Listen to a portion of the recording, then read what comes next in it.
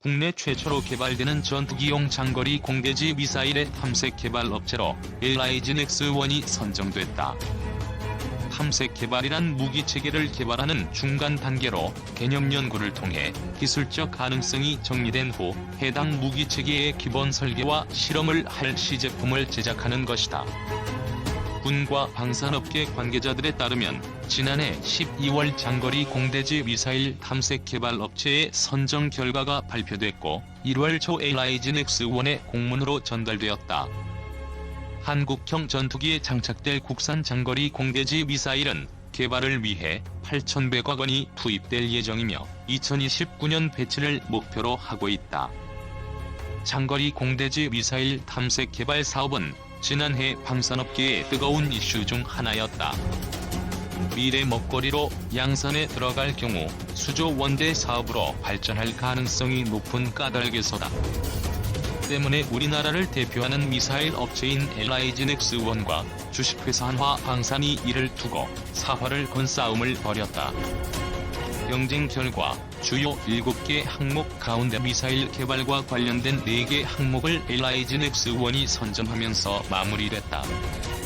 장거리 공대지 미사일 탐색 개발은 일정대로라면 올해부터 본격화되어 2022년 말에 완료될 예정이며 2023년부터 2028년까지 체계 개발이 진행된다. 체계 개발이란 설계 및 시제품을 제작하여 개발 시험 평가와 운용 시험 평가를 거쳐 양산 예정인 무기 체계를 개발하는 단계를 뜻한다. 국산 장거리 공대지 미사일은 크기는 좀 작지만 현재 우리 공군이 현재 운용 중인 타우러스와 유사한 외형과 성능을 갖고 있으며 사거리는 300여 킬로미터로 알려진다. 그동안 우리 공군은 전투기에 장착되는 대부분의 장거리 공대지 미사일을 수입해 사용했다. 가장 큰 이유는 장거리 공대지 미사일을 장착 운용할 전투기들이 국산이 아닌 외국산이었기 때문이다. 군사 전문가 안승범 디펜스 타임즈 대표는 외국산 전투기에 국산 장거리 공대지 미사일을 장착할 경우 체계 통합과 보안 문제 그리고 해외 전투기 제작사 및 정부의 허락과 막대한 예산이 소요된다라고 설명했다. 이 때문에 육군, 해군과 달리 공군은 장거리 미사일 개발이 쉽지 않은 상황이었다. 그러던 것이 국산 전투기인 KF-X의 개발이 시작되면서 상황이 달라졌다. KF-X는 우리가 만들기에 국산 장거리 공대지 미사일을 장착하는데 제약이 없기 때문이다. 또 KF-X의 수출을 위해서도 국산 항공 무장의 개발은 상당히 중요하다. 특히 장거리 공대지 미사일의 탐색 개발 업체로 선정된 LIGN-X1은 KGGB, 즉 한국형 GPS 정밀유도 폭탄과 육군과 해군에서 운용 중인 각종 순항 미사일을 생산한다.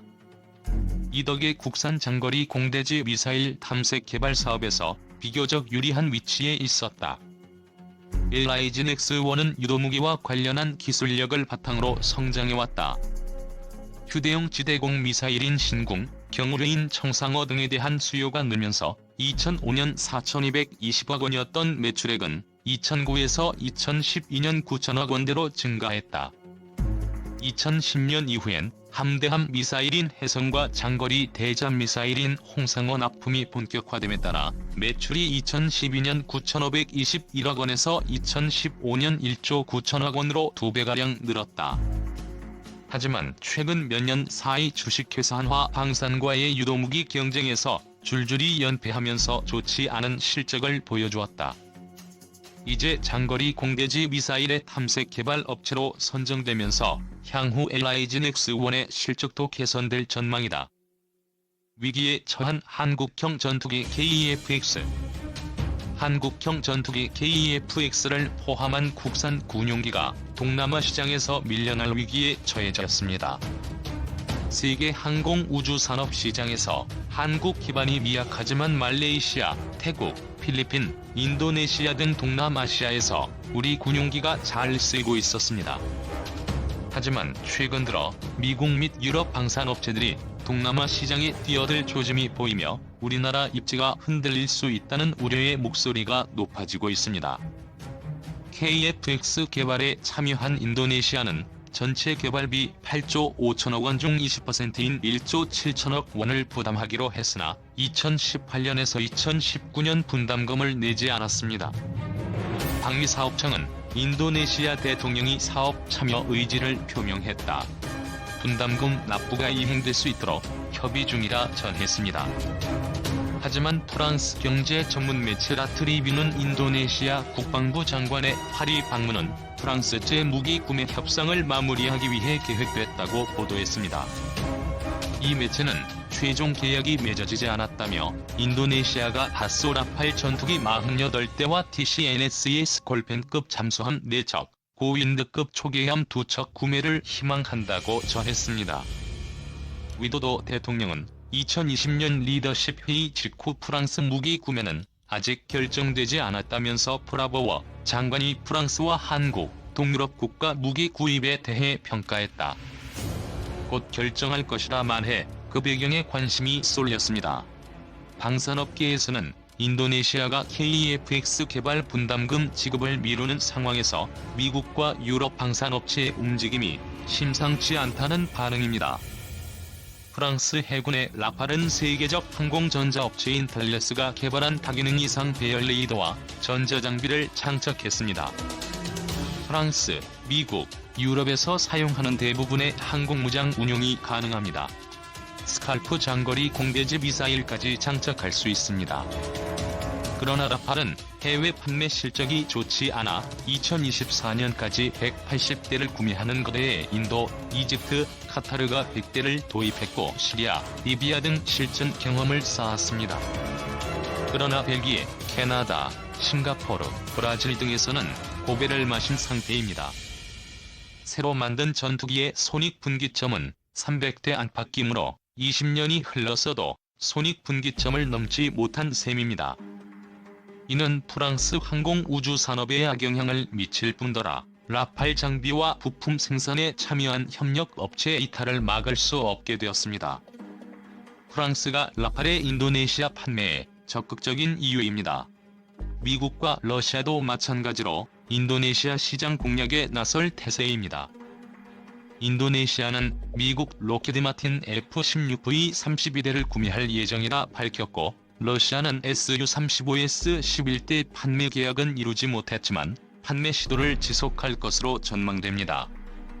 KF-X는 2026년에 개발 완료할 예정이나 라팔이나 F-16과 비교할 때 우위에 있지 못하며 눈에 띄는 것은 미티어 중거리 공대공 미사일 정도입니다. AESA 레이더도 개발되고 있지만 라팔의 RB2, AA 레이더보다 우수할지는 미지수입니다. 다소나 로키드마틴 등이 인도네시아에 우리나라보다 더 많은 기술 이전을 약속한다면 더욱 불리해질 수 있습니다. 다른 동남아 국가도 사정은 비슷합니다. 말레이시아는 FA-50 구매를 고려하고 있으나 중국과 파키스탄이 합작한 JF-17의 공세가 만만치 않습니다. 최신형인 JF-17 블록 3은 헬멧 장착 조준기와 AESA 레이더와 등을 갖추며 전투 능력이 향상되었습니다. 파격적인 가격과 절충 교역 조건을 제시하는 중국의 FA-50의 수주를 낙관하기는 어렵다는 평입니다. 필리핀은 FA-50 추가 구매 대신 신형 전투기 도입을 고려하고 있는데 스웨덴 사브 그리펜이 후보로 거론되고 있습니다. 필리핀은 국산 수리온 헬기 대신 로키드마틴의 블랙호크 헬기를 구매했는데 수리온 10대를 구매할 수 있는 가격으로 블랙호크 16대를 제공했다고 알려졌습니다. 로키드마틴이나 다소 등은 검증된 전투기 성능과 기술 이전, 다양한 대금 지급 조건 등에서 우리나라보다 우위에 있습니다. KF-X의 확정 물량은 한국 공군 120대와 인도네시아 60대뿐이며 손익분기점의 절반도 못 미칩니다. KF-X가 수출이 쉽지 않은 상황에서 인도네시아가 이탈한다면 KF-X의 대당 단가는 상승하여 항공우주산업 생태계 유지도 불가능합니다. 동남아 시장을 지키기 위한 정부 대책 마련이 시급합니다. 최근 삶에 가장 큰 영향을 끼치기 시작한 매체 중 하나가 유튜브라고 생각합니다. 각종 통계를 보면 정말 폭발적으로 성장하고 있습니다.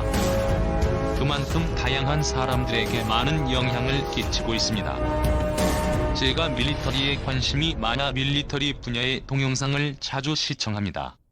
그래서 그런지 각종 군사 관련 동영상이 제 추천 동영상 목록에 많이 올라옵니다. 그 동영상을 눌러보면 정말 이게 팩트를 기반으로 하는가? 혹은 한 가지 사실을 가지고 너무 과장된 해석을 하여 사람들에게 잘못된 정보를 주는 것이 아닌가? 라는 생각이 들 때도 있습니다. 저도 전문가가 아니기 때문에 글을 쓸 때마다 계속해서 최신 정보를 확인하는데 그때마다 의문이 생기면 그 부분 때문에 글 작성이 거의 정지됩니다. 그냥 제 의견을 써버리는 거면 쉬울 것 같은데 최대한 팩트에 기반을 한 의견을 제시하고 싶기 때문입니다. 보람의 사업이라고도 불리는 KF-X는 이미 노후화된 F-4, F-5를 대체하기 위해 차세대 공군용 전투기를 개발하는 사업입니다. 개발에만 8.6조, 양산에는 10조가 투입되는 정말 초대형 사업입니다. F-16 이상의 4.5세대급을 목표로 지금까지 한국 항공우주뿐만 아니라 다양한 국기기관 및 기업들이 노력하고 있습니다. 2001년 고김대중 대통령께서 처음 국산 전투기를 개발하겠다고 말씀하신 이후 전례가 없는 수차례의 사업 타당성 분석이 진행된 후 2016년 겨우 개발을 시작했습니다. 개발 결정 직전에도 관련 공청회에서 이 사업에 대해서 의문을 가질 정도로 정말 진통이 많았던 사업입니다. 2019년 상세 설계 검토에서 합격 판정을 받은 후 2021년 시제기 출고를 목표로 현재 조립 중에 있습니다. 시제기 출고 후 다양한 지상 시험을 거친 뒤 2022년, 2026년 시험 비행 후 2026년 납품 예정입니다. 시제기 조립 중인 현재에도 KF-X에 대한 우려와 비판의 목소리는 꾸준히 나오고 있습니다.